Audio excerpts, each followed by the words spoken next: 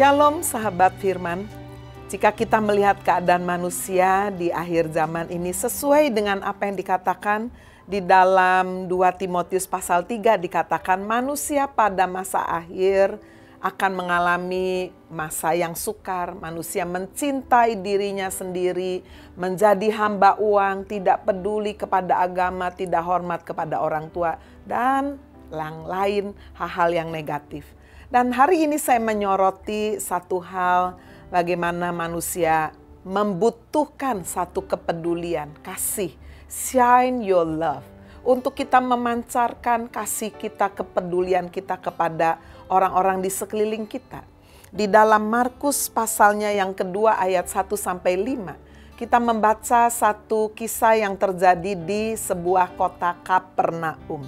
Di mana kita membaca 4 orang menggotong seorang yang sakit lumpuh. Sahabat firman bisa membayangkan seorang yang lumpuh, dia tidak akan bisa bergerak sendiri. Dia membutuhkan uluran tangan orang-orang di sekelilingnya. Dia membutuhkan kepedulian. Memang tidak disebutkan siapakah 4 orang ini, apakah saudaranya, apakah temannya, siapapun. Tapi yang penting adalah mereka memiliki belas kasihan, punya kasih, punya kepedulian. Itulah hal yang pertama yang kita butuhkan untuk kita bisa memancarkan kasih kita kepada orang-orang sekeliling kita. Ada rasa peduli, kita tidak berkata, ya salah sendiri kamu lumpuh sih. Saya juga gak bisa buat apa-apa, saya doakan aja ya. Tidak. Kita bisa melihat hal yang kedua setelah ada kepedulian kasih, ada action. Ada satu tindakan yang nyata, bahkan satu perbuatan yang rela berkorban. Sebab di dalam ayat 4 dikatakan bahwa ketika 4 orang menggotong orang lumpuh ini, mereka tidak bisa masuk ke dalam rumah itu, udah penuh sekali, bahkan di pintu depan pun sudah penuh. Mestinya bagaimana? Ya pulang aja, mereka gotong kan, udah sesek sekali.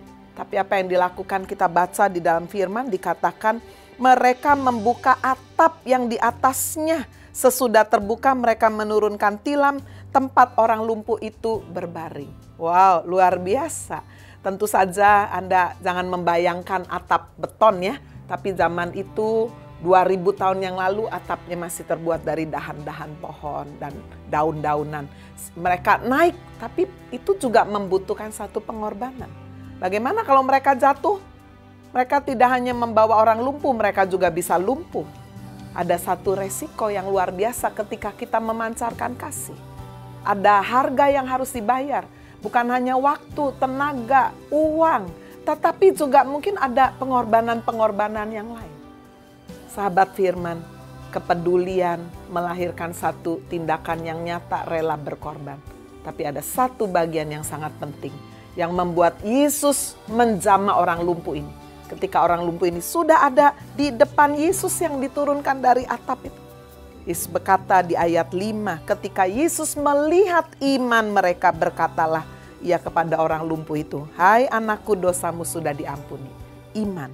Iman yang dimiliki oleh 4 orang yang menggotong orang lumpuh. Orang lumpuh itu mungkin sudah tidak berdaya. Sahabat firman, betapa kita membutuhkan ketiga hal ini. Belas kasihan, kepedulian, action yang ada pengorbanan dan iman. Bahwa Yesus sanggup menjamah, memulihkan sesuai dengan kekuatan kuasa-Nya. Amin. God bless you.